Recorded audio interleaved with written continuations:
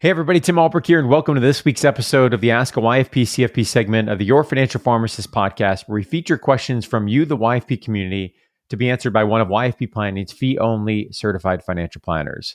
Before we jump into today's question, I want to give a shout out to YFP Planning's team that makes this segment possible.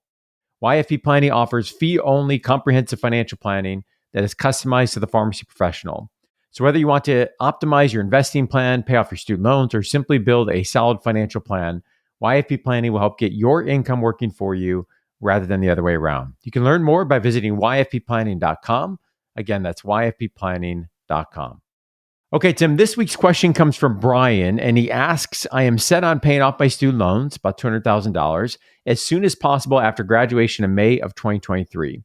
I want to live as cheaply as possible for a few years in order to do this.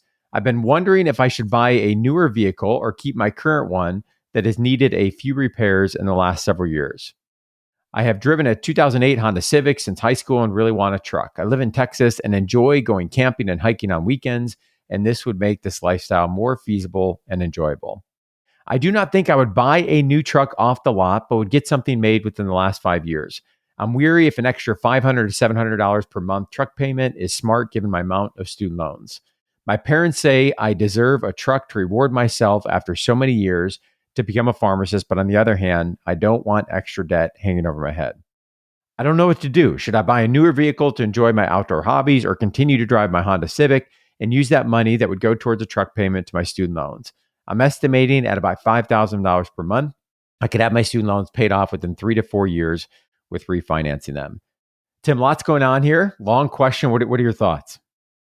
Yeah, I mean, and typically the one that says, you have to, weigh the present with the future. And yeah, I think there's a lot of things going on here, and it kind of gives me pause. So when you're saying things like, I'm weary of an extra $500 to $700 and, I don't want the extra debt hanging over my head.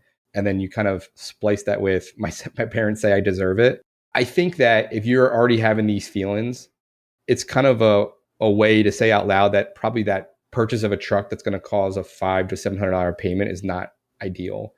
Typically most people that are all in on paying the loans off as quickly as possible are not going to couple that with a car note that of that magnitude. So although I know that lifestyle wise, having a truck and doing that is important to you, I also think that it's going to come into conflict with what your overall goal is. So I would just weigh those two things really. And it sounds easy to do. And I know it's not because you're kind of outlining, both sides of the argument. But, for me, I think if you're already kind of putting up some of the drawbacks, I just think that it's probably not going to be worth it. And I would say, sticking your head down for 3 or 4 years, which might be less if you think that you do have room for maybe it's a $5,500 payment, which is a lot of money. But to me, obviously, if we go back to the student loans, is it the case that doing the all-in,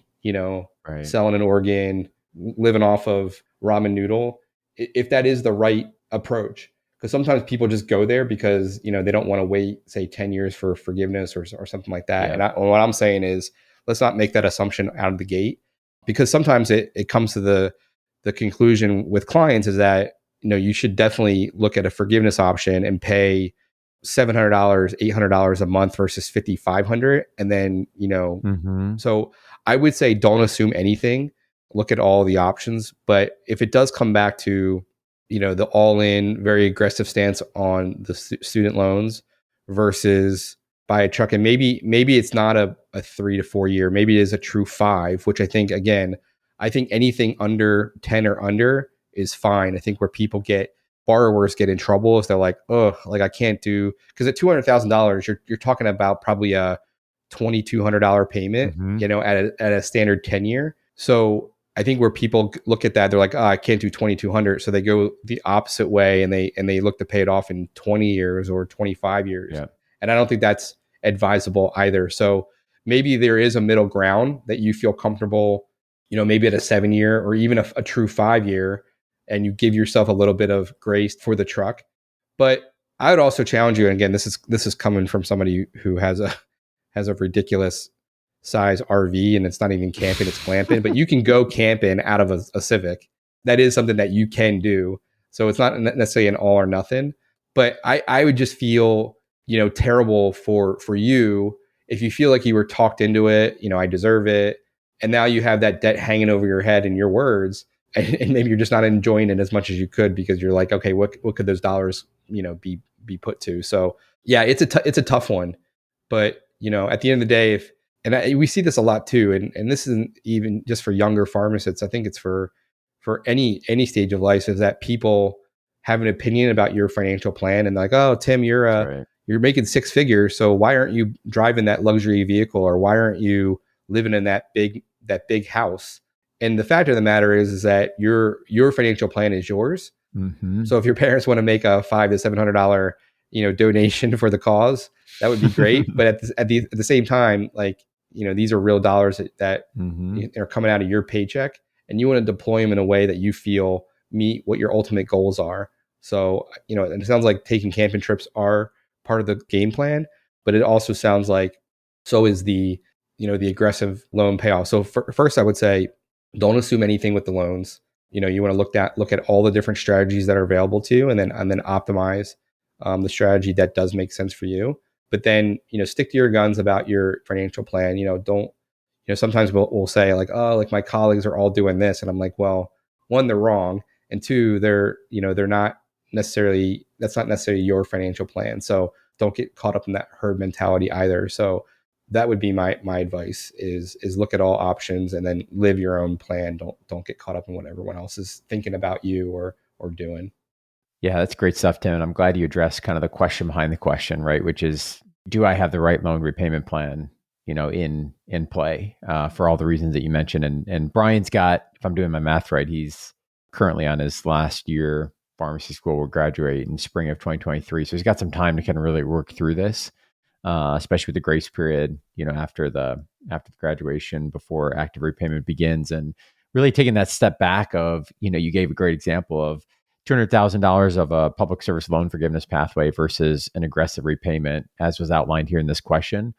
Easily the difference of several $1,000s a month, of what's coming out of pocket. So maybe here PSLF is not even a play or an option. And maybe at the end of the day, we get to the same, or Brian gets to the same conclusion of aggressive payoff, whether that means refinance or not. But I think really answering that question first is so important. And then as you alluded to, Brian, my encouragement would be is there option C and option D to consider? So, Tim mentioned, hey, camping out of a Civic could be done. Maybe not what you had in mind, but, does the experience still remain? Or, is there an option to, I'm thinking of sites like Toro that are out there that you rent a vehicle for, some of those special weekends, and you still save, significantly on owning the vehicle. But are there other creative solutions out there that can accomplish the same task, but not necessarily, have you left with some of those feelings and anxieties that we see in the question? So great question, Brian. Really appreciate you taking time to send that in.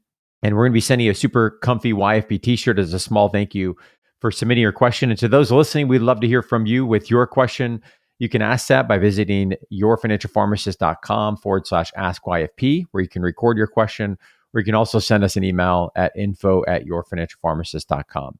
As we wrap up this week's episode of the podcast, an important reminder that the content in the show is provided for informational purposes only and is not intended to provide and should not be relied on for investment or any other advice. For more information on this, you can visit yourfinancialpharmacist.com/disclaimer. Thanks for listening and have a great rest of your week.